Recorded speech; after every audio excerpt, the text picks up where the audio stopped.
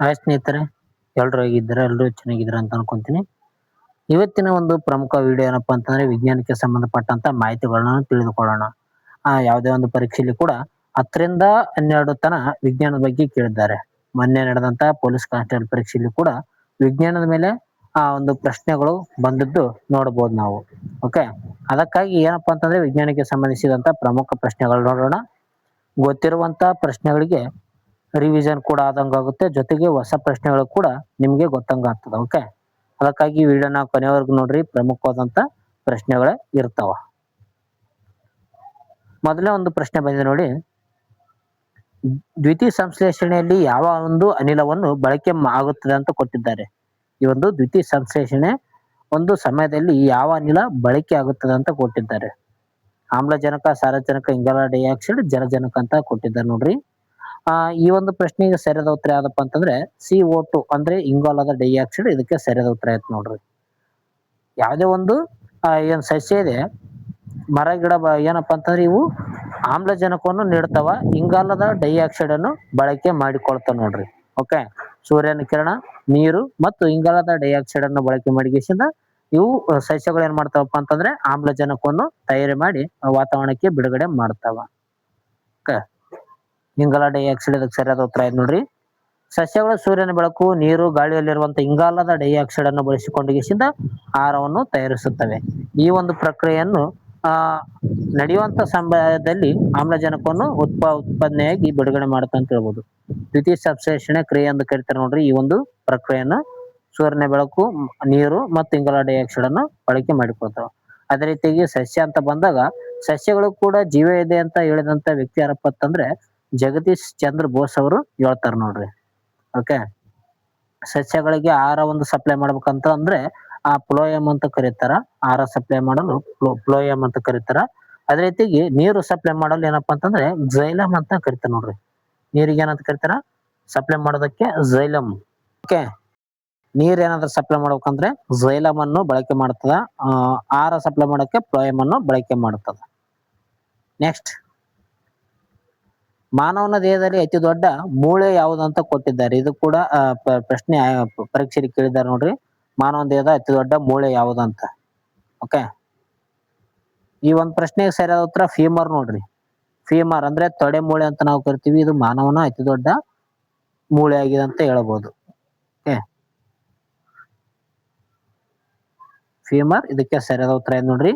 Femur ಎನ್ನುವುದೇನಪ್ಪಾ ಅಂತಂದ್ರೆ ಮಾನವ ದೇಹದ ಉದ್ದವಾದಂತ ಮತ್ತು ಬಲವಾದಂತ ಮೂಳೆ ಆಗಿದೆ ಅಂತ ಹೇಳ್ಬೋದು. ಇದು ನಮ್ಮ ತೊಡೆ ಮೂಳೆ ಆಗಿರುತ್ತೆ ನೋಡ್ರಿ. ಇದು ತೊಡೆ ಭಾಗದಲ್ಲಿ ಕಂಡು ಬರ್ತದ. ಅತಿ ಚಿಕ್ಕ ಮೂಳೆ ಆದಪ್ಪ ಅಂತಂದ್ರೆ ಅದು ಸ್ಟೆಪಿಸ್ ಅಂತ ಕರೀತಾರ. ಅದು ಚಿಕ್ಕ ಮೂಳೆ ಆಗಿರುತ್ತೆ, ಅದು ಕಿವಿಯಲ್ಲಿ ಕಂಡು ಬರ್ತದೆ. ಓಕೆ, ದೊಡ್ಡ ಮೂಳೆ ಫೀಮರ್, ಚಿಕ್ಕ ಮೂಳೆ ಸ್ಟೆಪಿಸ್ ನೋಡ್ರಿ. ನೆಕ್ಸ್ಟ್, ನೀರಿನ ರಾಸಾಯನಿಕ ಸೂತ್ರವೇನಂತ ಕೊಟ್ಟಿದ್ದಾರೆ. ನೀರಿನ ಒಂದು ರಾಸಾಯನಿಕ ಸೂತ್ರ ನಿಮ್ಗೆಲ್ರಿಗೂ ಗೊತ್ತಿರುವ ಹಾಗೆ ಇದಕ್ಕೆ ಸರಿಯಾದ ಉತ್ತರ H2O. ಇದಕ್ಕೆ ಸರಿಯಾದ ನೋಡ್ರಿ ಆಪ್ಷನ್ಸ್ ಬಿ. ಇದಕ್ಕೆ ಸರಿಯಾದ ಉತ್ತರ H2O. ಇದಕ್ಕೆ ಸರಿಯಾದ ಉತ್ತರ ಇದೆ ನೋಡ್ರಿ. ಓಕೆ, ನೀರಿನ ಅಣುಗಳು ಜಲಜನಕ ಮತ್ತು ಪರಮಾಣುಗಳಿಂದ ಆಮ್ಲಜನಕವನ್ನು ಪರಮಾಣುವಿನಿಂದ ಮಾಡಲ್ಪಟ್ಟಿವೆ ಅಂತ ಹೇಳ್ತೀವಿ. ಅಂದ್ರೆ ಜಲಜನಕ ಮತ್ತು ಆಮ್ಲಜನಕ ಸೇರಿ ಏನಾಗಿದೆ H2O ರೆಡಿ ಆಗಿದೆ ಅಂತ ಹೇಳ್ತೀವಿ. ಇದು H2O ಏನಪ್ಪಾ ಅಂತಂದ್ರೆ ನೀರಿನ ಒಂದು ಸೂತ್ರ ಆಗಿದೆ ನೋಡಿ. ಓಕೆ, ಜಲಜನಕ ಮತ್ತು ಆಮ್ಲಜನಕ ಸೇರಿ ಏನಾಗಿದೆ ಹೈಡ್ರೋಜನ್ ಇದಾಗಿದೆ. Okay, H2O. ನೆಕ್ಸ್ಟ್, ಸೂರ್ಯನಿಗೆ ಅತಿ ಹತ್ತಿರ ಇರುವಂತ ಗ್ರಹ ಯಾವ್ದಂತ ಕೊಟ್ಟಿದ್ದಾರೆ ನೋಡ್ರಿ. ಗ್ರಹಗಳ ಬಗ್ಗೆ ಕೂಡ ಪರೀಕ್ಷೆಯಲ್ಲಿ ಕೇಳುವಂತ ಸಾಧ್ಯತೆ ಇರುತ್ತೆ. ಒಂದಿಷ್ಟು ಬೇರೆ ರೈತಲ್ಲಿ ಕೇಳಬಹುದು, ಅಥವಾ ಏರಿಕೆ ಕ್ರಮ, ಇಳಿಕೆ ಕ್ರಮ, ಒಳ ಗ್ರಹಗಳು, ಹೊರ ಗ್ರಹಗಳು ಯಾವ ಅಂತ ಕೂಡ ಕೇಳುತ್ತಾರೆ. ಓಕೆ, ಇಲ್ಲಿ ನಾವು ನೋಡಬಹುದು ಚಾರ್ಟ್ ಅಲ್ಲಿ ಫೋಟೋ ಕೂಡ ಇದೆ.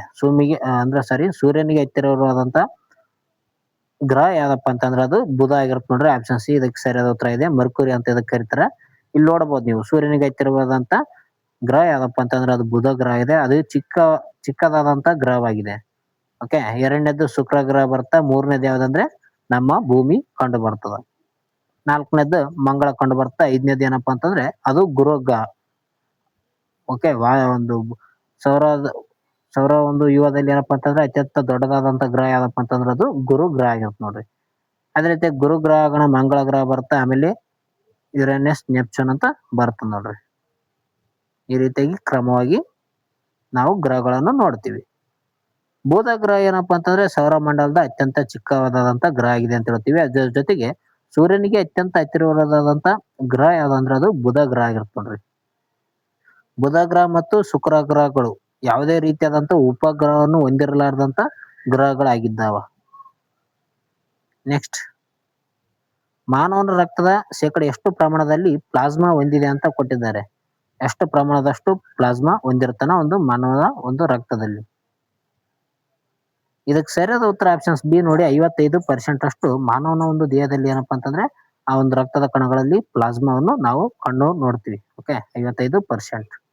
ರಕ್ತದ ಬಗ್ಗೆ ಅಧ್ಯಯನವನ್ನು ಹೆಮಟಾಲಜಿ ಅಂತ ಕರಿತೀವಿ ನೋಡ್ರಿ. Okay, haematology. ಓಕೆ, ರಕ್ತ ಏನಪ್ಪಾ ಅಂತಂದ್ರೆ 55% ಎಷ್ಟಿರ್ತದೆ ಪ್ಲಾಸ್ಮಾವನ್ನೇ ಹೊಂದಿರ್ತದ. ಉಳಿದ 45% ಏನಂದ್ರೆ ರಕ್ತದ ಕಣಗಳಿಂದ ಕೂಡಿರ್ತದೆ. ರಕ್ತದ ಕಣಗಳಲ್ಲಿ RBC, WBC, ಪ್ಲೇಟ್ಲೆಟ್ಸ್ಗಳು ಕಂಡು ಬರ್ತಾವ. RBC ರೆಡ್ ಬ್ಲಡ್ ಸೆಲ್ಸ್ ಅಂತ ಹೇಳ್ತೀವಿ, ವೈಟ್ ಬ್ಲಡ್ ಸೆಲ್ಸ್ ಏನಪ್ಪಾ ಅಂತಂದ್ರೆ ಕಂಡು ಬರ್ತಾ ಅಂತ ಹೇಳ್ಬೋದು. ವೈಟ್ ಬ್ಲಡ್ ಸೆಲ್ಸ್ ಏನಪ್ಪಾ ಅಂತಂದ್ರೆ ರೋಗ ಒಂದು ವಿರುದ್ಧ ಹೋರಾಟವನ್ನು ಮಾಡುವಂತ ಒಂದು ಕಣಗಳಾಗಿರ್ತಾವೆ ವೈಟ್ ಬ್ಲಡ್ ಸೆಲ್ಸ್. ಓಕೆ, ಅದೇ ರೀತಿಯಾಗಿ ರೆಡ್ ಬ್ಲಡ್ ಸೆಲ್ಸ್ ಕಡಿಮೆ ಆದ್ರೆ ಅನಿಮಿಯಾ ರೋಗ ಬರುತ್ತೆ ನೋಡ್ರಿ. ಅನಿಮಿಯಾ ರೋಗ ಯಾವ್ದಕ್ ಬರ್ತಪ್ಪ ಅಂತಂದ್ರೆ ಅದು ರೆಡ್ ಬ್ಲಡ್ ಸೆಲ್ಸ್ ನಿಂದ ಬರ್ತದೆ. ಓಕೆ, ಕಡಿಮೆ ಆದ್ರ ಅವಾಗ ಬರುತ್ತೆ. ನೆಕ್ಸ್ಟ್, ಬೆಳಕಿನ ವೇಗ ಸೆಕೆಂಡಿಗೆ ಸುಮಾರು ಎಷ್ಟು ಅಂತ ಕೊಟ್ಟಿದ್ದಾರೆ. ಬೆಳಕಿನ ವೇಗ ಸೆಕೆಂಡಿಗೆ ಎಷ್ಟು ಕಿಲೋಮೀಟರ್ ಅಷ್ಟು ಹೋಗುತ್ತಾ ಅಂತ ಕೊಟ್ಟಿದ್ದಾರೆ. ಇದಕ್ಕೆ ಸರಿಯಾದ ಉತ್ತರ ಆಪ್ಷನ್ ಸಿ ನೋಡ್ರಿ, 3 ಲಕ್ಷ ಕಿಲೋಮೀಟರ್ ಅಷ್ಟು ಬೆಳಕಿನ ವೇಗ ಸ್ಪೀಡ್ ಆಗಿರ್ತದೆ. ಆಪ್ಷನ್ಸ್ ಎ ಸರಿಯಾದ ಉತ್ತರ ಆಯ್ತು ನೋಡ್ರಿ, 3000 ಕಿಲೋಮೀಟರ್ ಪರ್ ಸೆಕೆಂಡ್ ಅಂತ ಹೇಳ್ತೀವಿ. ಬೆಳಕು ಶೂನ್ಯ ಪ್ರದೇಶದಲ್ಲಿ ಸೆಕೆಂಡಿಗೆ 3 ಇಂಟು 10 ಮೀಟರ್ ಅಷ್ಟು ವೇಗದಲ್ಲಿ ಚಲನೆ ಮಾಡುತ್ತೆ ಅಂತ ಹೇಳ್ಬೋದು. 3 10 8 ಅಷ್ಟು ಏನಪ್ಪಾ ಅಂತಂದ್ರೆ ಬೆಳಕಿನ ವೇಗ ಆಗಿರ್ತದೆ ಅಂತ ಹೇಳ್ತೀವಿ.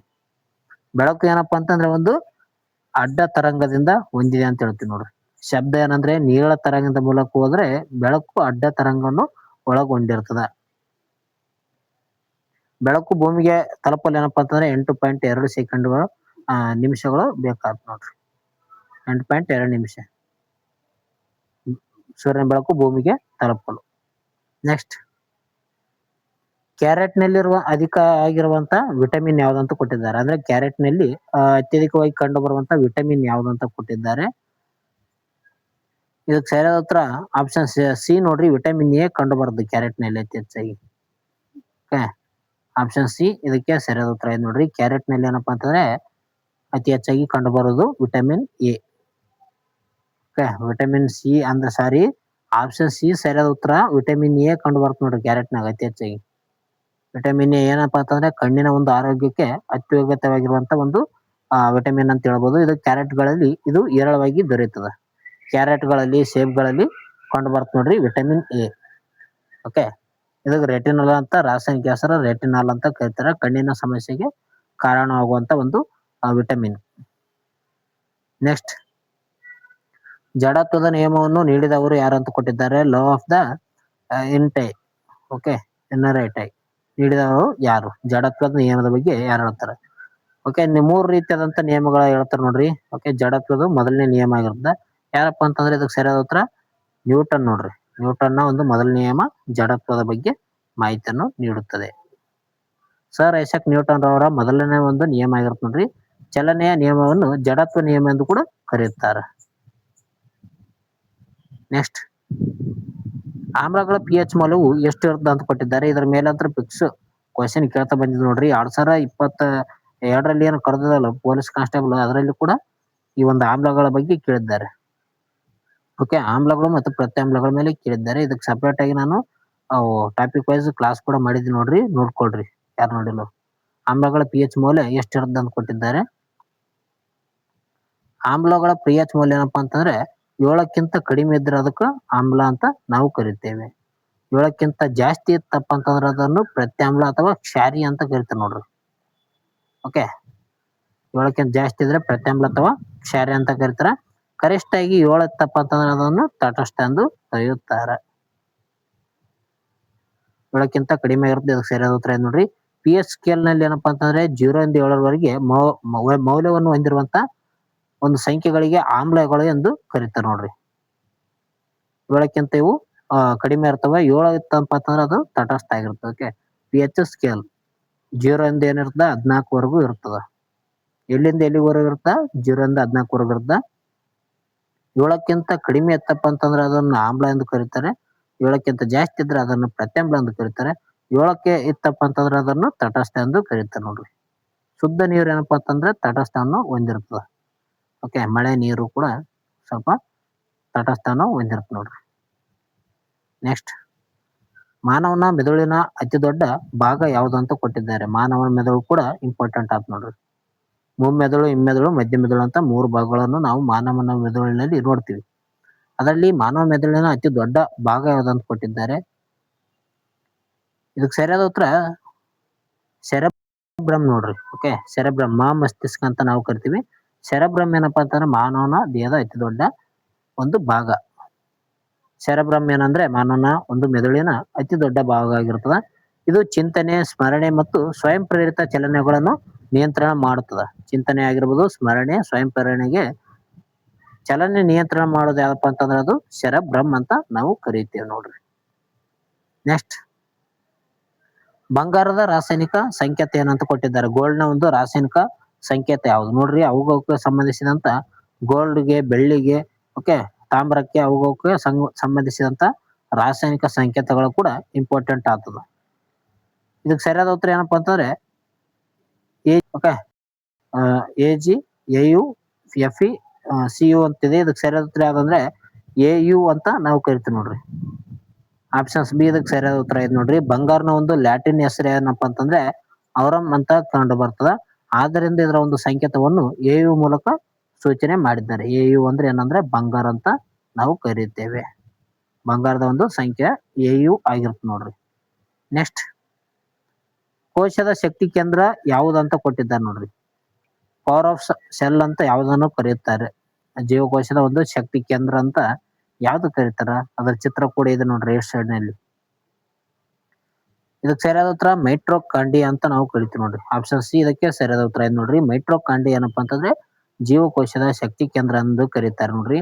ಈ ಮೈಟ್ರೋಕಾಂಡಿ ಏನಪ್ಪಾ ಅಂತಂದ್ರೆ ATP ಮೂಲಕ ಶಕ್ತಿಯನ್ನು ಬಿಡುಗಡೆ ಮಾಡುತ್ತದ. ATP ಅಂದ್ರೆ ಏನಪ್ಪಾ ಅಂತಂದ್ರೆ ಫುಲ್ ಫಾರ್ಮ್ ಕೂಡ ಕೇಳಿದ್ದಾರೆ. ಅಡಿನೋಯ್ಡ್ ಟ್ರೈ ಫಾಸ್ಫೇಟ್ ಅಂತ ಕರೀತಾರೆ ನೋಡ್ರಿ. ಮೈಟ್ರೋಕಾಂಡಿಯಾ ಜೀವಕೋಶಗಳಿಗೆ ಅಗತ್ಯವಾದಂತಹ ATP ಶಕ್ತಿಯನ್ನು ಉತ್ಪಾದನೆ ಮಾಡುತ್ತದೆ. ATP ಮೂಲಕ ಏನ್ ಮಾಡುತ್ತದೆ ಅಂದ್ರೆ ಅದರ ಒಂದು ಶಕ್ತಿಯನ್ನು ಬಿಡುಗಡೆ ಮಾಡುತ್ತದೆ ಮೈಟ್ರೋಕಾಂಡ್ರಿಯಾ. ಆದ್ದರಿಂದ ಇದನ್ನು ಶಕ್ತಿ ಕೇಂದ್ರ ಎಂದು ಕರೀತಾರೆ ನೋಡ್ರಿ ಮೈಟ್ರೋಕಾಂಡ್ರಿಯಾವನ್ನು. ಯಾವ ರೀತಿಯಾಗಿ ಇರುತ್ತಪ್ಪ ಅಂತ ನೋಡೋದಾದ್ರೆ ಇಲ್ಲಿ ನೋಡಬಹುದು ನಾವು. ಈ ರೀತಿಯಾಗಿ ಮೈಟ್ರೋಕಾಂಡ್ರಿಯಾ ಕಂಡು ಬರುತ್ತೆ ನೋಡ್ರಿ ಮಾನವನ ಒಂದು ರಕ್ತದಲ್ಲಿ. ನೆಕ್ಸ್ಟ್, ಪರಮಾಣುವನ್ನು ಸಂಶೋಧಿಸಿದವರು ಯಾರಂತ ಕೊಟ್ಟಿದ್ದಾರೆ ನೋಡ್ರಿ. ಆಟಮ್ ಅನ್ನು ಸಂಶೋಧಿಸಿದಂತ ವ್ಯಕ್ತಿ ಯಾರು. ಯಾವ್ಯಾವ ಒಂದು ಕ್ಷೇತ್ರಗಳಿಗೆ ಯಾರ್ಯಾರು ಸಂಶೋಧನೆ ಮಾಡಿದಾರ ಅಂತ ಗೊತ್ತಿರ್ಬೇಕಂತ ನೋಡ್ರಿ. ಇದು ಪರಮಾಣುವನ್ನು ಸಂಶೋಧನೆ ಮಾಡಿದಂತ ವ್ಯಕ್ತಿ ಯಾರಂತ ಕೊಟ್ಟಿದ್ದಾರೆ. ಇದಕ್ಕೆ ಸರಿಯಾದ ಉತ್ತರ ಆಪ್ಷನ್ ಸಿ ನೋಡ್ರಿ ಜಾನ್ ಡಾಲ್ಟನ್ ಅಂತ ನಾವು ಕರಿತೇವೆ.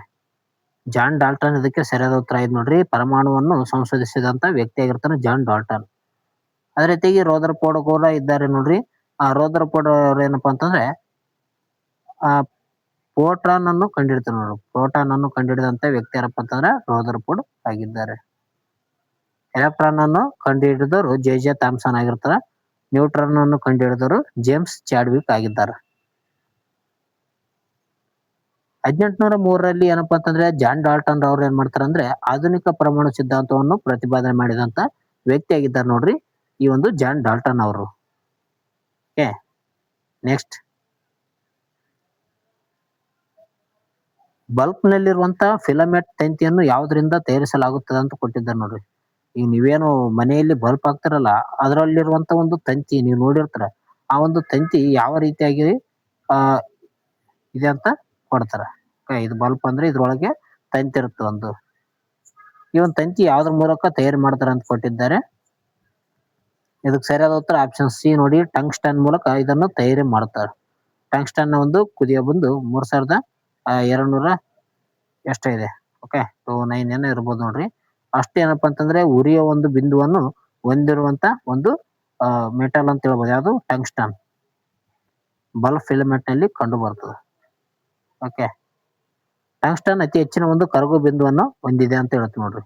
ಹೈ ಮೆಲ್ಟಿಂಗ್ ಪಾಯಿಂಟ್ ಅನ್ನು ಹೊಂದಿರುವಂತಹ ಒಂದು ವಸ್ತು.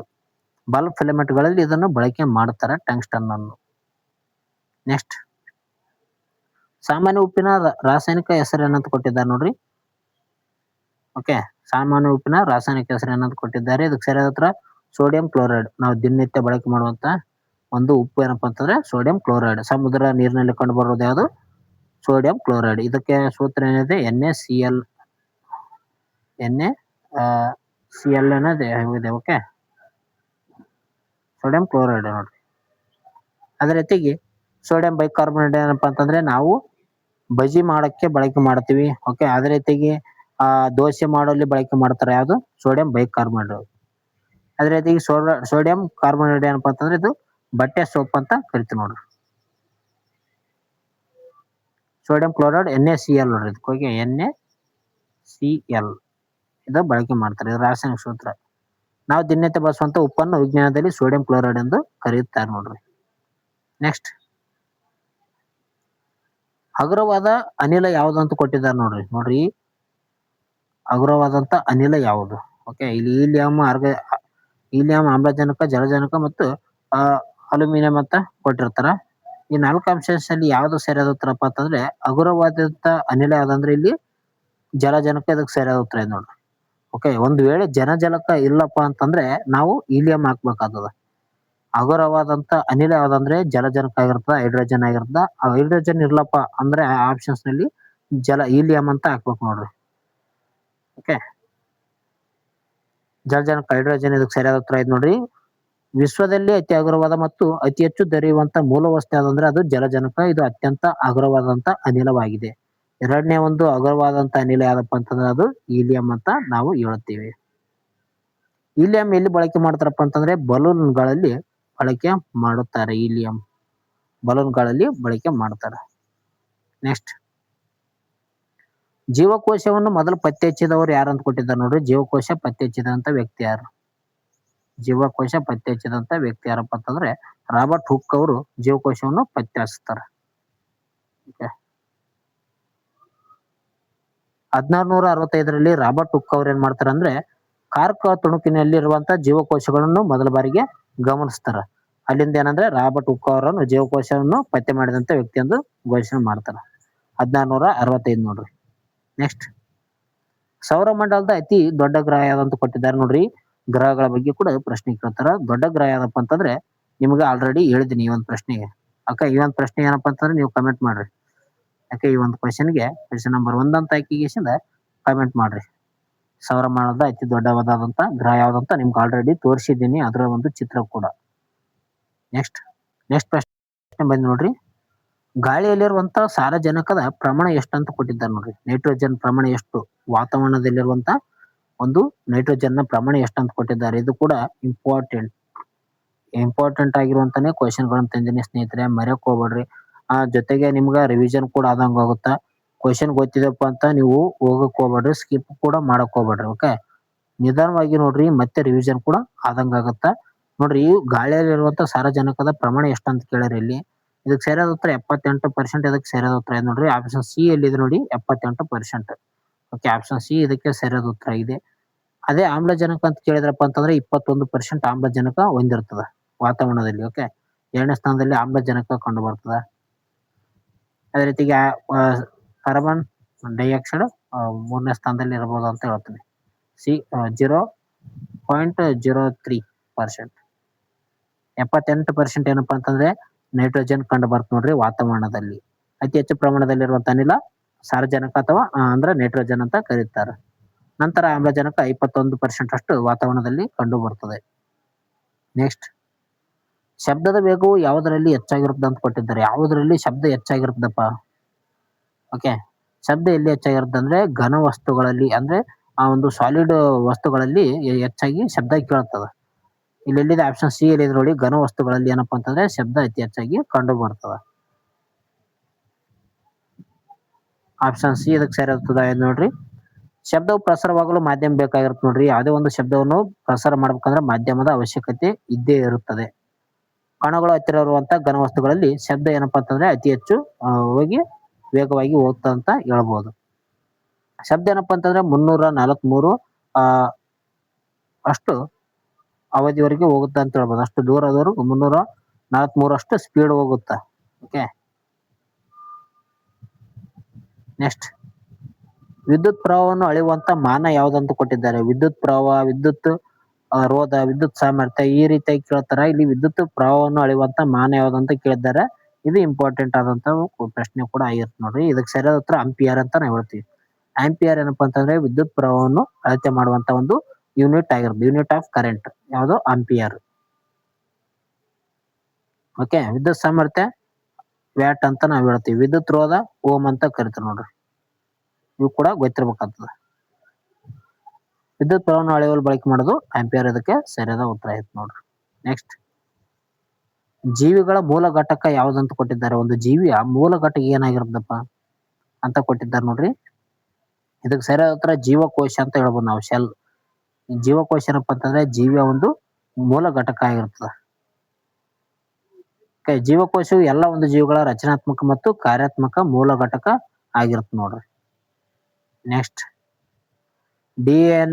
ಡಿಎನ್ಎ ದ ಒಂದು ಪೂರ್ಣ ರೂಪ ಏನಂತ ಕೊಟ್ಟಿದ್ದಾರೆ. ಡಿಎನ್ಎ ಒಂದು ವಿಸ್ತರಿಸಿ ಅಂತ ಕೊಡ್ತಾರೆ ನೋಡ್ರಿ.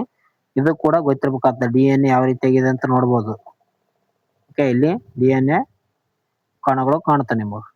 ಇದರ ಒಂದು ಪೂರ್ಣ ರೂಪ ಏನಂತ ಕೊಟ್ಟಿದ್ದಾರೆ. ಇದಕ್ಕೆ ಸರಿಯಾದ ಉತ್ತರ ಡಿ ಆಕ್ಸಿ ರಿಬೋ ನ್ಯೂಕ್ಲಿಕ್ ಆಸಿಡ್ ಅಂತ ನಾವು ಕರಿತೀವಿ ನೋಡ್ರಿ. ಆಪ್ಷನ್ಸ್ ಬಿ ಎಲ್ಲಿದೆ. ಇದಕ್ಕೆ ಸರಿಯಾದ ಉತ್ತರ options B, deoxyribonucleic acid. Okay. Deoxyribonucleic acid ಇದಕ್ಕೆ ಸರಿಯಾದ ಉತ್ತರ ಇದೆ ನೋಡ್ರಿ. ಇದನ್ನು ಆನುವಂಶಿಕ ಮಾಹಿತಿಯನ್ನು ಹೊತ್ತೊಯ್ಯುವಂತ ಅಣುವಾಗಿರ್ತದೆ. ಡಿಎನ್ಎ ಯಾಕೆ ಬಳಕೆ ಮಾಡ್ತಾರಪ್ಪ ಅಂತಂದ್ರೆ ಫಿಂಗರ್ ಪ್ರಿಂಟಿಂಗ್ ಅಲ್ಲಿ ಆಗಿರ್ಬೋದು, ಆ ಒಂದು ಆನುವಂಶಿಕತೆಯನ್ನು ಪತ್ತೆ ಹಚ್ಚಲು ಬಳಕೆ ಮಾಡ್ತಾರ. ಓಕೆ. ಒಂದು ಪೊಲೀಸ್ ಇದರಲ್ಲಿ ಬಳಕೆ ಮಾಡ್ತಾರೆ ನೋಡ್ರಿ. ಯಾವ್ದೋ ಒಂದು ಕಳ್ಳನನ್ನು ಪತ್ತೆ ಮಾಡ್ಬೇಕಂದ್ರೆ ಫಿಂಗರ್ ಪ್ರಿಂಟ್ ಮೂಲಕ ಈ ಒಂದು ಡಿಎನ್ಎ ಗೊತ್ತಾಗ್ತದ. ಅಲ್ಲಿ ಬಳಕೆ ಮಾಡ್ತಾರ ಅಂತ ಹೇಳ್ಬೋದು. ನೆಕ್ಸ್ಟ್, ಸಿಟ್ರಿಕ್ ಆಮ್ಲವು ಯಾವ್ದ್ರಲ್ಲಿ ಕಂಡು ಬರ್ತದ ಅಂತ ಕೊಟ್ಟಿದ್ದಾರೆ. ಸಿಟ್ರಿಕ್ ಆಮ್ಲ ಯಾವ್ದ್ರಲ್ಲಿ ಕಂಡು ಬರ್ತದ ನೋಡ್ರಿ. ಸಿಟ್ರಿಕ್ ಆಮ್ಲ ಅಂದಾಗ ನಿಮ್ಗೆ ಏನಪ್ಪಾ ಅಂತಂದ್ರೆ ಹುಳಿ ಆಗಿರ್ತದಂತ ಗೊತ್ತಿರ್ಬೇಕು ನೋಡ್ರಿ. ಸಿಟ್ರಿಕ್ ಆಮ್ಲ ಯಾವಾಗಲೂ ಹುಳಿ ಆಗಿರ್ತದ. ಓಕೆ. ಇದಕ್ಕೆ ಸರಿಯಾದ ಉತ್ತರ ಎಲ್ಲಿದೆ. ಹುಳಿ ಯಾವ್ದಿರುತ್ತ ಅತಿ ಹೆಚ್ಚಾಗಿ ನಿಂಬೆಹಣ್ಣಲ್ಲಿ ಕಂಡು ಬರುತ್ತೆ ನೋಡ್ರಿ ಸಿಟ್ರಿಕ್ ಆಮ್ಲ. ಓಕೆ. ವಿಟಮಿನ್ ಸಿ ಆಗಿರುತ್ತೆ ಸಿಟ್ರಿಕ್ ಆಮ್ಲ. ನಿಂಬೆಹಣ್ಣು ಇದಕ್ಕೆ ಸರಿಯಾದ ಉತ್ತರ ನೋಡ್ರಿ. ಕಿತ್ತಳೆ, ನಿಂಬೆಹಣ್ಣು ಮತ್ತು ಸಿಟ್ರಸ್ ಹಣ್ಣುಗಳಲ್ಲಿ ಏನಂದ್ರೆ ಈ ಒಂದು ಸಿಟ್ರಿಕ್ ಆಮ್ಲ ಕಂಡು ಬರ್ತದ. ವಿಟಮಿನ್ ಸಿ ಅಂತ ಹೇಳ್ತು ನೋಡ್ರಿ. ಅದು ಕೂಡ ಇದ್ರಿ. ನೆಕ್ಸ್ಟ್, ಶಕ್ತಿ ಏಕಮಾನ ಯಾವ್ದಂತ ಕೊಟ್ಟಿದ್ದಾರೆ. Unit of energy. ಸರಿಯಾದ ಉತ್ತರ ಜೌಲ್ ನೋಡ್ರಿ. ಶಕ್ತಿಯ ಒಂದು ಏಕಮಾನ ಜೌಲ್ ಆಗಿರ್ತದ. ಓಕೆ. ಜೌಲ್ ಎಂಬುದು ಏನಪ್ಪಾ ಅಂತಂದ್ರೆ ಶಕ್ತಿಯ ಒಂದು ಏಕಮಾನ ಆಗಿರುತ್ತೆ ನೋಡ್ರಿ. ನೆಕ್ಸ್ಟ್, ಒಣ ಮಂಜುಗಡ್ಡೆ ಎಂದರೆ ಏನಂತ ಕೊಟ್ಟಿದ್ದಾರೆ. ಇದು ಕೂಡ ಒಳ್ಳೆಯ ಕ್ವಶನ್ ಅಂತ ಹೇಳ್ಬೋದು. ಡ್ರೈ ಐಸ್ ಅಂದ್ರೆ ಏನಂತ ಕೇಳಿದ್ದಾರೆ. ಘನ ರೂಪದ ಇಂಗಾಲದ ಡೈಆಕ್ಸೈಡ್ ಅಂತ ಕರಿತಾರೆ ನೋಡ್ರಿ. ಒಣ ಮಂಜುಗಡ್ಡೆ ಅಂತ ಕರಿತಾರೆ. ಈ ರೀತಿ ಚೌಕಾಕಾರದಲ್ಲಿ ಐಸ್ ಕಾಯಿ ಕಂಡು ಬರ್ತದೆ. ಇದೇನಂದ್ರೆ ಘನ ರೂಪದ ಇಂಗಾಲದ ಡೈಆಕ್ಸೈಡ್ ಆಗಿರುತ್ತೆ ನೋಡ್ರಿ. ಘನ ರೂಪದ ಇಂಗಾಲದ ಡೈಆಕ್ಸೈಡ್, ಸಾಲಿಡ್ ಆಕ್ಸೈಡ್, ಡೈಆಕ್ಸೈಡ್ ಅಂತ ಹೇಳ್ತೀವಿ. ಘನ ರೂಪದ CO2 ಅಣುವೊಂದು ಒಣ ಮಂಜುಗಡ್ಡೆ ಎಂದು ಕರೀತಾರೆ ನೋಡ್ರಿ. ಯಾಕಪ್ಪ ಅಂತಂದ್ರೆ ಇದು ಕರಿಯಿದಾಗ ದ್ರವವಾಗದೆ ನೇರವಾಗಿ ಅನಿಲ ಸ್ಥಿತಿಗೆ ಬರ್ತದೆ. ಘನ ಇರ್ತದಂತ ಸೀದಾ ಏನಾಗುತ್ತ ಅನಿಲ ಸ್ಥಿತಿಗೆ ಬರ್ತದೆ. ಯಾವುದು ಘನ ಇಂಗಾಲದ ಡೈಆಕ್ಸೈಡ್. ಓಕೆ. ಘನದಿಂದ ಸೀದಾ ಅನಿಲ ಆದ್ರೆ ಏನಂತ ಕರಿತಾರೆ ಅಂದ್ರೆ ಉತ್ಖನನ ಅಂತ ಕರಿತಾರೆ ನೋಡ್ರಿ. ಅದೇ ರೀತಿ ಉತ್ಪನ್ನ ಎಂದು ಕರೀತಾರೆ. ಸಬ್ಲಿಮೇಷನ್ ಅಂತ ನಾವ್ ಹೇಳ್ತೇವಲ್ಲ ಆ ರೀತಿಯಾಗಿ ಇದು ಕೂಡ ಇಂಪಾರ್ಟೆಂಟ್ ನೋಡ್ರಿ. ಸಬ್ಲಿಮೇಷನ್ಗೆ ಕರ್ಪೂರ ಆಗಿರ್ಬೋದು, ಈ ಒಂದು ಇಂಗಾಲದ ರೂಪದ ಇಂಗಾಲ ಡೈಆಕ್ಸೈಡ್ ಆಗಿರ್ಬೋದು, ಇವು ಬಳಕೆ ಮಾಡ್ತಾರ. ಇವು ಏನಂದ್ರೆ ಉತ್ಪನ್ನ ಎಂದು ಕರೀತಾರೆ ನೋಡ್ರಿ. ಇದು ಕೂಡ ಇಂಪಾರ್ಟೆಂಟ್ ನೋಡಿ ಸ್ನೇಹಿತರೆ. ಕ್ವಶನ್ ಜೊತೆಗೆ ನಾನು ಹೆಚ್ಚಿನ ಒಂದು ಅಂಶಗಳನ್ನು ಹೇಳ್ತಿರ್ತೀನಿ. ನಿಮಗೆ ಗೊತ್ತಿದ್ರು ಕೂಡ ರಿಪೀಟೆಡ್ ಆಗುತ್ತ. ನಿಮ್ಗೆ ಮತ್ತೆ ಏನಾಗುತ್ತಂದ್ರೆ ಅದು ನಿಮ್ಮ ಒಂದು ನೆನಪಿನ ಶಕ್ತಿಯಲ್ಲಿ ಜಾಸ್ತಿ ಉಳಿತದ. ಯಾವ ವಿಟಮಿನ್ ಕೊರತೆಯಿಂದ ಇರುಳು ಗುರುಡುತನ ಬರ್ತದೆ ಅಂತ ಕೊಟ್ಟಿದ್ದಾರೆ. ಓಕೆ. ವಿಟಮಿನ್ ಕೊರತೆಯಿಂದ ಬರುವಂತ ಕುರುಡುತನ ಯಾವ ಒಂದು ವಿಟಮಿನ್ ಅಲ್ಲಿ ಬರ್ತದೆ ಅಂತ ಕೊಟ್ಟಿದ್ದಾರೆ. ವಿಟಮಿನ್ ಬಗ್ಗೆ ಕೂಡ ನಾನು ಸಪರೇಟ್ ಆಗಿ ಒಂದು ಕ್ಲಾಸ್ ಮಾಡಿದ್ದೀನಿ. ಅದನ್ನು ಕೂಡ ನೀವು ನೋಡ್ಕೊಳ್ರಿ. ಅದನ್ನು ಪ್ಲೇ ಲಿಸ್ಟ್ ಅಲ್ಲಿ ಇದೆ ನೋಡಿ. ವಿಜ್ಞಾನದಲ್ಲಿ ಹೋಗ್ರಿ, ಇತಿಹಾಸದಲ್ಲಿ ಹೋದ್ರೆ ಇತಿಹಾಸದ್ದು ಕೂಡ ಮಾಡಿದ್ದೀನಿ, ವಿಜ್ಞಾನದಲ್ಲಿ ಹೋದ್ರೆ ವಿಜ್ಞಾನದ ಕೂಡ ಮಾಡಿದ್ದೀನಿ. ನೋಡ್ಕೊಳ್ರಿ ಸ್ನೇಹಿತರೆ. ಅದರಲ್ಲಿ ಇತಿಹಾಸದಲ್ಲಿ ಏನಪ್ಪಾ ಅಂತಂದ್ರೆ ಪ್ರಮುಖವಾಗಿ ರಾಜ್ಯಮನೆತನಗಳಿಗೆ ಸಂಬಂಧಿಸಿದಂತ ಒಂದು ವಿಡಿಯೋಗಳು ಕೂಡ ಇದಾವೆ. ಅದನ್ನು ತಪ್ಪದೇ ವಿಡಿಯೋವನ್ನು ಒಂದ್ಸರಿ ನೋಡ್ಕೊಡ್ರಿ. ಹೊಸ ಲೈನ್ ಟು ಲೈನ್ ಏನಂದ್ರೆ ಕ್ವಶನ್ಗಳಿದಾವ. ಇಲ್ಲಿ ಏನಪ್ಪಾ ಅಂತಂದ್ರೆ ವಿಟಮಿನ್ ಯಾವ ಒಂದು ವಿಟಮಿನ್ ಇಂದ ಕುರುಡುತನ ಬರ್ತಪ್ಪ ಅಂತಂದ್ರೆ ವಿಟಮಿನ್ ಎ ಇಂದ ಇರುಳು ಗುರುಡುತನ ಬರ್ತದ. ಓಕೆ, ಆಪ್ಷನ್ ಸಿ ಇದಕ್ಕೆ ಸರಿಯಾದ ಉತ್ತರ ಇದೆ ನೋಡ್ರಿ. ರೆಟಿನಾಲ್ ಅಂತ ಕರಿತಾರೆ ನೋಡ್ರಿ, ರೆಟಿನಾಲ್, ಇರುಳು ಗುರುಡುತನ. ಓಕೆ, ಅದೇ ರೀತಿಗೆ ಸ್ಕರ್ವಿ ಏನಪ್ಪಾ ಅಂತಂದ್ರೆ ವಿಟಮಿನ್ ಸಿ ಇಂದ ಬರ್ತದ. ವಿಟಮಿನ್ ಡಿ ಅಂತಂದ್ರೆ ರಿಕೆಟ್ಸ್ ರೋಗ ಬರುತ್ತೆ ನೋಡ್ರಿ, ರಿಟೆಕ್ಸ್ ರೋಗ. ವಿಟಮಿನ್ ಬಿ ಏನಂದ್ರೆ ಥೈಮಿನ್ ಚರ್ಮ ರೋಗ ಕಂಡು ಬರುತ್ತದೆ. ವಿಟಮಿನ್ ಎ ಕೊರತೆಯಿಂದ ಕಣ್ಣಿನ ರೆಟಿನಾದ ಮೇಲೆ ಪರಿಣಾಮ ಬೀರಿ ಇರುಳು ಗರುಡುತನಕ್ಕೆ ಕಾರಣವಾಗುತ್ತದೆ ಅಂತ ಹೇಳ್ಬೋದು ನಾವು.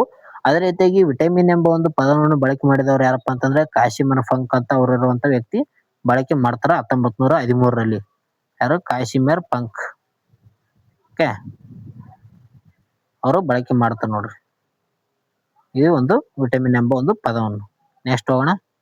ನೆಕ್ಸ್ಟ್, ಮಾನವನ ಹೃದಯದಲ್ಲಿ ಎಷ್ಟು ಕೋಣೆಗಳಿವೆ ಅಂತ ಕೊಟ್ಟಿದ್ದಾರೆ ನೋಡ್ರಿ. ನಿಮಗೆ ಗೊತ್ತಿರುವಂತ ವಿಷಯನೇ ಇದು ಕೂಡ, ಆದ್ರೂ ಕೂಡ ಪ್ರಮುಖವಾಗಿದೆ. ಮಾನವನ ಹೃದಯ ನೋಡ್ಬೋದು ನೀವು ರೈಟ್ ಸೈಡ್ ಅಲ್ಲಿ. ಮಾನವನ ಹೃದಯ ಯಾವ ರೀತಿ ಇರುತ್ತಪ್ಪ ಅಂತಂದ್ರೆ ನಮ್ಮ ಒಂದು ಬಲಗೈ ಒಂದು ಮುಷ್ಟಿ ಎಷ್ಟಿದೆ ಅಷ್ಟು ಇರುತ್ತೆ ನೋಡ್ರಿ. ಓಕೆ, ಎಡಗೈ ಮುಷ್ಟಿಯನ್ನ ಇರ್ತದೆ, ಅಷ್ಟು ಮುಷ್ಟಿ ಅಷ್ಟು ಇರ್ತದೆ ಅಂತ ಹೇಳ್ಬೋದು. ಅಂದ್ರೆ ಈ ಒಂದು ಹೃದಯದಲ್ಲಿ ಏನಪ್ಪಾ ಅಂತಂದ್ರೆ 4 ಕೋಣೆಗಳ ರೀತಿಯಲ್ಲಿ ನಾವು ನೋಡ್ತೀವಿ. 4 ರೀತಿ ಕೋಣೆಗಳು ಯಾವ ಇರ್ತಾವ ಅಂದ್ರೆ ಮಾನವನ ಹೃದಯದಲ್ಲಿ ಕಂಡು ಬರ್ತವ. ಅದೇ ರೀತಿಯಾಗಿ ಅಕ್ಕಿ ಹೃದಯದಲ್ಲಿ ಕೂಡ 4 ಕೋಣೆಗಳು ಕಂಡು ಬರ್ತಾವ. ಆಪ್ಷನ್ ಸಿ ಇದಕ್ಕೆ ಸರಿಯಾದ ಉತ್ತರ ಎಂದು ನೋಡ್ರಿ. 4 ಕೋಣೆಗಳು, ಮಾನವ ಹೃದಯದಲ್ಲಿ 4 ಕೋಣೆಗಳು ಕಂಡು ಬರ್ತಾವ. 2 ಓಕೆ ಆರ್ಟಿಕಲ್ ಅಂತ ಕಂಡು ಬರ್ತಾವ, 2 ವೆರ್ಟಿಕಲ್ ಅಂತ ಕಂಡು ಬರ್ತಾವ. ನೆಕ್ಸ್ಟ್, ಭೂಮಿಯ ವಾತಾವರಣದ ಅತಿ ಕೆಳಗಿನ ಪದರ ಯಾವ್ದಂತ ಕೊಟ್ಟಿದ್ದಾರೆ ನೋಡ್ರಿ. ವಾತಾವರಣಕ್ಕೆ ಸಂಬಂಧಿಸಿದಂತ ಭೂಮಿ ಇದೆ ಅಂದ್ರೆ ಅಲ್ಲಿರುವಂತ ಪದರಗಳ ಮೇಲೆ 100% ಕ್ವಶನ್ ಆಗುವಂತ ಸಾಧ್ಯತೆ ಇರ್ತದೆ. ಅದರಲ್ಲಿ ಪ್ರಮುಖವಾಗಿ ಓಝೋನ್ ಎಲ್ಲಿ ಕಂಡು ಬರ್ತದೆ ಅಂತ ಕೇಳ್ತಾರ. ಇಲ್ಲಿ ಭೂಮಿಗೆ ವಾತಾವರಣದ ಅತಿ ಹತ್ತಿರವಾದಂತ ಪದರ ಯಾವ್ದಂತ ಕೊಟ್ರೆ ಇದಕ್ಕೆ ಸರಿಯಾದ ಉತ್ತರ ಟ್ರೋಪೋಸ್ಪಿಯರ್ ನೋಡ್ರಿ. ಅತಿ ಹತ್ತಿರ ಇರುವಂತ ವಾತಾವರಣ ಯಾವ್ದಂದ್ರೆ ಟ್ರೋಪೋಸ್ಪಿಯರ್. ಎರಡನೇದು ಯಾವ್ದಂದ್ರೆ ಸ್ಟ್ಯಾಟೋಸ್ಪಿಯರ್ 2ನೇ ಸ್ಥಾನದಲ್ಲಿದೆ. 3ನೇದು ಮೀಸೋಸ್ಪಿಯರ್, 4ನೇದು ಎಕ್ಸೋಸ್ಪಿಯರ್. 4ನೇದು ಅನಿಮೋಸ್ಪಿಯರ್ ಅಂತ ಹೇಳ್ತೀವಿ, ಕೊನೆಯದಾಗಿ ಎಕ್ಸೋಸ್ಪಿಯರ್ 5ನೇ ಸ್ಥಾನದಲ್ಲಿ ಇರುತ್ತೆ ನೋಡ್ರಿ. ಓಕೆ, ಓಝೋನ್ ಪದರ ಎಲ್ಲಿ ಕಂಡು ಬರ್ತದೆ ಅಂದ್ರೆ ಸ್ಟ್ಯಾಟೋಸ್ಪಿಯರ್ ನಲ್ಲಿ ಕಂಡು ಬರ್ತದೆ ನೋಡ್ರಿ. ಓಝೋನ್ ಒಂದು ಸೂತ್ರ O3 ಅಂತ ಕರಿತಾರ. ಓಕೆ, ಇದು ಆಮ್ಲಜನಕದ ಜೊತೆಗೆ ಒಂದು ಸಂಕೇತ ಆಗಿದೆ ಅಂತ ಹೇಳ್ಬೋದು. O2 ಅಂದ್ರೆ ಆಮ್ಲಜನಕ ಇರ್ತ, O3 ಅಂದ್ರೆ ಓಝೋನ್ ಆಗಿರುತ್ತೆ ನೋಡ್ರಿ. ಓಝೋನ್ ಕಾರ್ಯ ಏನಪ್ಪಾ ಅಂತಂದ್ರೆ ಸೂರ್ಯನಿಂದ ಬರುವಂತ ನೇರಳತೀತ ಕಿರಣಗಳಿಂದ ನಮ್ಮನ್ನು ರಕ್ಷಣೆ ಮಾಡುತ್ತದೆ. ನೆಕ್ಸ್ಟ್, ಇದೇ ಇದ್ರ ನೋಡ್ರಿ ಟ್ರೋಪೋಸ್ಪಿಯರ್ ಅದಕ್ಕೆ ಸರಿಯಾದ ಉತ್ತರ. ನಾವು ವಾಸಿಸುವ ಮತ್ತು ಹವಾಮಾನಕ್ಕೆ ಬದಲಾವಣೆಗಳು ನಡೆಯುವಂತ ವಾತಾವರಣದ ಮೊದಲನೇ ಒಂದು ಪದರ ಯಾವ್ದಂದ್ರೆ ಟ್ರೋಪೋಸ್ಪಿಯರ್ ಆಗಿರುತ್ತದೆ. ಕೊನೆಯ ಪ್ರಶ್ನೆ, ಪರಮಶೂನ್ಯ ತಾಪಮಾನ ಎಂದರೆ ಎಷ್ಟು ಅಂತ ಕೊಟ್ಟಿದ್ದಾರೆ ನೋಡ್ರಿ. ಇದು ಕೂಡ ಕೇಳಿದ್ದಾರೆ ಪ್ರಶ್ನೆ. ಪರಮಶೂನ್ಯ ತಾಪಮಾನ ಎಷ್ಟಿರ್ತದಪ್ಪ ಅಂತಂದ್ರೆ ಮೈನಸ್ ನಲ್ಲಿ ಇರುತ್ತೆ ಯಾವಾಗ್ಲೂ. ಓಕೆ, -273.50 ಡಿಗ್ರಿ ಸೆಲ್ಸಿಯಸ್ ನಲ್ಲಿ ಇರ್ತಂತ ಹೇಳ್ತೀವಿ. 273.15 ಡಿಗ್ರಿ ಸೆಲ್ಸಿಯಸ್ ನಲ್ಲಿ ಇರುತ್ತೆ ನೋಡ್ರಿ. ಮೈನಸ್ ನಲ್ಲಿ ಇರ್ತದೆ ಅದು ಕೂಡ. ಓಕೆ, ಇದಕ್ಕೆ ಆಪ್ಷನ್ ಬಿ ಇದಕ್ಕೆ ಸರಿಯಾದ ಉತ್ತರ ಇದೆ ನೋಡ್ರಿ. ಅದೇ ರೀತಿಯಾಗಿ 0 ಕೆಲ್ವಿನ್ ನಲ್ಲಿ ಅಳತೆ ಮಾಡಿದ್ರೆ ಅಂದ್ರೆ 0 ಇರುತ್ತೆ ನೋಡ್ರಿ. ಸಾಧ್ಯ ಅಂದ್ರೆ ಎಂಬುದು ಸಾಧ್ಯ ಇರುವಂತ ಅತಿ ಕನಿಷ್ಠ ತಾಪಮಾನ ಆಗಿರುತ್ತೆ ನೋಡ್ರಿ. ಮೈನಸ್ ನಲ್ಲಿ ಇರುವಂತ ಒಂದು ತಾಪಮಾನ. ಇಲ್ಲಿ ಅಣುಗಳ ಚಲನೆ ಸಂಪೂರ್ಣವಾಗಿ ನಿಂತಿರ್ತಾವ, ಯಾವುದೇ ರೀತಿಯಾದಂತ ಚಲನೆ ಇರುವುದಿಲ್ಲ. ಇದಿಷ್ಟು ಏನಪ್ಪಾ ಅಂತಂದ್ರೆ ಒಂದು ಪ್ರಮುಖ ವಿಜ್ಞಾನಕ್ಕೆ ಸಂಬಂಧಿಸಿದಂತ ಪ್ರಶ್ನೆಗಳಾಗಿದ್ದು. ಈ ಒಂದು ವಿಡಿಯೋ ಇಷ್ಟ ಆಯ್ತು ಅಂದ್ರೆ ಲೈಕ್ ಮಾಡ್ರಿ ಸ್ನೇಹಿತರೆ, ಶೇರ್ ಮಾಡ್ರಿ, ನಿಮ್ಮ ಸ್ನೇಹಿತರು ಕೂಡ ಶೇರ್ ಮಾಡ್ರಿ. ಓಕೆ, ಮುಂದಿನ ಒಂದು ವಿಡಿಯೋದಲ್ಲಿ ಸಿಗೋಣ. ಓಕೆ, ಅದೇ ರೀತಿಯಾಗಿ ಯಾವುದೇ ಒಂದು ವಿಡಿಯೋಗೆ ಸಬ್ಜೆಕ್ಟ್ಗೆ ಸಂಬಂಧಿಸಿದಂತ ನಾನು ಪ್ಲೇ ಲಿಸ್ಟ್ ಅಲ್ಲಿ ಇದೆ, ಪ್ಲೇ ಲಿಸ್ಟ್ ನಲ್ಲಿ ಹೋಗಿ ನೋಡ್ಕೊಡ್ರಿ ಎಲ್ಲ ವಿಡಿಯೋ. ಓಕೆ, ಅಲ್ಲಿ ಇರುತ್ತೆ ನೋಡ್ರಿ. ಹೊಸಬರಾದ್ರೆ ಲೈಕ್ ಮಾಡ್ರಿ, ಅದೇ ರೀತಿಯಾಗಿ ಸಬ್ಸ್ಕ್ರೈಬ್ ಮಾಡ್ರಿ, ನಿಮ್ಮ ಸ್ನೇಹಿತರು ಕೂಡ ಶೇರ್ ಮಾಡ್ರಿ. ಟೆಲಿಗ್ರಾಮ್ ಗ್ರೂಪ್ಗೆ ಮತ್ತು ಇನ್ಸ್ಟಾಗ್ರಾಮ್ಗೆ ಯಾರು ಜಾಯ್ನ್ ಆಗಿರೋ ಅಲ್ಲಿ ಕೂಡ ಜಾಯ್ನ್ ಆಗಿ, ಮತ್ತೆ ನಿಮ್ಮೊಂದು ಅನಿಸಿಕೆಯನ್ನು ಕಮೆಂಟ್ ಮೂಲಕ ತಿಳಿಸಿ. ಓಕೆ, ನಿಮ್ಮೊಂದು ಅನಿಸಿಕೆ ಕಮೆಂಟ್ ಮಾಡಿ. ಮುಂದಿನ ಒಂದು ವಿಡಿಯೋದಲ್ಲಿ ಸಿಗೋಣ. ಟೇಕ್ ಕೇರ್, ಬಾಯ್ ಸ್ನೇಹಿತರೆ. ಇದೇ ತರ ವಿಡಿಯೋಗಳಿಗಾಗಿ ನಮ್ಮ ಚಾನಲ್ಗೆ ಸಬ್ಸ್ಕ್ರೈಬ್ ಆಗಿ, ಕಮೆಂಟ್ ಮಾಡ್ರಿ ನಿಮ್ಮ ಒಂದು ಅನಿಸಿಕೆಯನ್ನು.